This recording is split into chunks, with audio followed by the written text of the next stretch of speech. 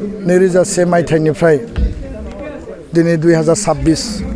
25 बोसोर दुलाराय बर' फरायसा आफादनि गोथार फिरफिला गोमो गाबनि दाहाल थुंग्रिनि सिङाव थानानै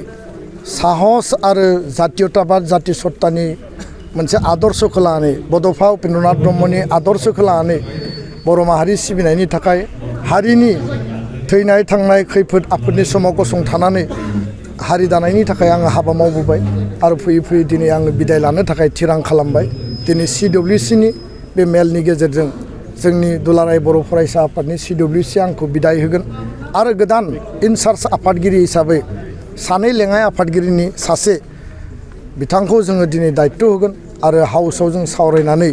संबिधानाव लिरनाय बायदि इनचार्ज प्रेसिडेन्ट हिसाबै जोङो फैबाय थानाय 7 बोसोरनि थाखाय बिबान होगोन। गोलाव समनि हाबा मावनायाव गोबां सेक्रिफाइस गोबां बेबायदि थासारि थांबाय गोबां चेलेन्जेस 2001 सनाव गुवाहाटी माने डिस्ट्रिक्ट कमिटि एबसुआव आरो गुवाहाटी इउनिभार्सिटियाव बस लिस्टआव बिबान लानानै हाबा मावनो खाबु मोनदोंमोन। 2005 सनाव मसलपुर कनफारेन्सआव दुलाराय बर' फरायसा आफादनि लोगो माने सोलोंथाइ नेहाथारि हिसाबै लोगो नङा सोलोंथाइ नेहाथारि हिसाबै खामानि मावनो सुबिदा मोनदोंमोन आरो सोलोंथाइ बोसोर गुन गोनां सोलोंथाइनि मावथांखि सारा आसाम नाङै एडुकेशननि मोनसे रिभलिउसन लाबोनायनि थाखाय खामानि मावनो सुबिदा मोनदोंमोन। 2300 किल'मिटार साइकेल जात्रा रेलि खालामदोंमोन गामि गामि मबिलाइज खालामदोंमोन। फैयै फैयै 2009 आरो 11 बोसोरनै बे समाव उदालगुरि जिल्ला एबसुनि आफादगिरि आंखौ बिबान होदों आरो बे बिबान होनायनि गेजेरजों दरं उदालगुरि जि मोनसे कनफ्लिक्ट जि रायट जादोंमोन सान्थि गायसननायनि थाखाय आं हाबा मावदों। 2015 आरो 20 नि गेजेराव लोगो आफादगिरि हिसाबै आंखौ बिबान होदों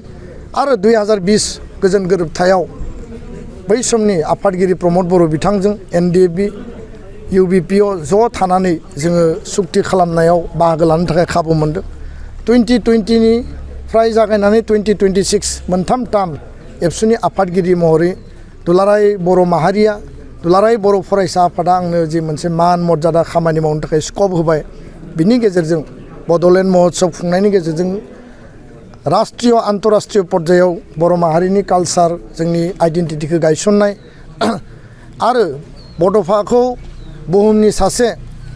ग्रेटेस्ट जोंनि आदर्शनि लिडार हिसाबै गायसननांगौनि थाखाय नखर मन्त्रि अमित शाह बिथांनि आखाइजों गोदान दिल्लीयाव लामा बेखेवनाय मुर्ति गायसननाय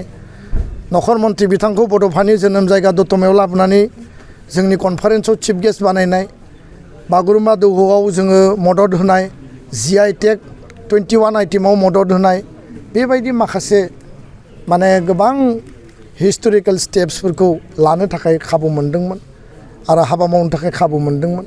बे गासै हाबाफारिनि थाखाय बर' हारिनिसिम आंनि जि सुख'हायै जि दाहार बे दाहारा थागोन। फैबाय थानाय समाव बे दाहारनि बिनिमयखौ होनो थाखाय आं नाजागोन आरो जातीयताबाद हारि सिबिनाय हारिनि जेंना सुस्रांनायानो आंनि प्रधान लक्ष्य माहारिखौ सिबिनाया आंनि गुबै मोन्थोर आरो बड'फानि आदर्शखौ लानानै आं जेब्लाबो हाबा मावलांगोन। बेखायनो आङो मेङाखै मेंनायनि बाथ्रा गैया मोनसे महत आरो महान उद्देश्य लानानै एबसुखौ दिनै जेबायदि आवगायबोबाय आरो बे एबसुनि मजियानिफ्राय बिदाय लानो थाखाय आङो साखाफारा जादों आबेगिक जादों दुखु मोनदों आंनि मावथि बिथांमोनाबो आबेगिक जादों। बे आबेगिकआ थारैनो माने जास्टिफाइड किन्तु जोङो कठोर चेलेन्जखौबो नेवसिनानै उननि स्टेपखौ जों लानो गोनां जायो आरो बेखायनो फैबाय थानाय समाव सामाजिक भाबै राजनैतिक भाबै हाबा मावलांनो थाखाय आं थिरां खालामबाय आरो प्रधान लक्ष्यआ जागोन जे गहपुरसिम सिमा बारायनांगौ गामि थिसननांगौ 125 एमेन्डमेन्ट बिल पास खालामनांगौ स्कुल प्रभिन्सियलाइजेसन काउन्सिल आरो स्टेटनि गेजेरजों खालामनांगौ NDFBनि जेंना जेंसिखौ जिखिनि दंबावो रन्जन दैमारि मानगोनां बिथांमोनखौ दिहुननानै लाबोनाय बिथांजों आं दाख्लैबो सावरायदों आरो आद्रा थानाय जिखिनि खामानि दं बेखौ सुस्रांनांगौ। उदालगुरि जिल्लायाव क'क्राझार जिल्लायाव जेरै जादों गुबुन गुबुन जिल्लायाव जेरै जादों मेडिकेल कलेज आरो हस्पिटाल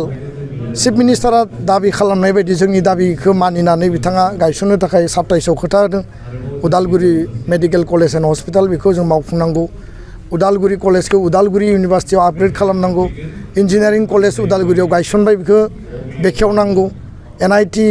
ट्राइबेल इउनिभार्सिटिनि केम्पास बायदिसिना जिखिनि जोंनि मोननांगौ अधिकारफोर दङ बर' गोजोन गोरोबथानि मोनफ्रोमबो बिथिंखौ 100% मावफुंनायजों लोगोसे समाज आरो हारि सिबिनायनि थाखाय रावखौबो धोरोम बासियालासे रावखौबो हारि बासियालासे राव बिथिङाव रावखौबो बासियालासे इकुवेलिटिनि आधाराव बयनिबो प्रटेक्शन आरो बयनिबो डेभेलपमेन्टनि थाखाय हाबा मावनायानो आंनि प्रधान लक्ष्य आं बेखिनिखौनो बुंबाय बे आबेगनि मुहुर्तआव बर' रायजो राजानिसिम आरो एबसुनि साफ्रोमबो मेंनो रोङै मावथिनिसिम आंनि गोथार सिबिनाय आरो खुलुमनायखौ फिन खेबसेबाव आं बावहरबाय।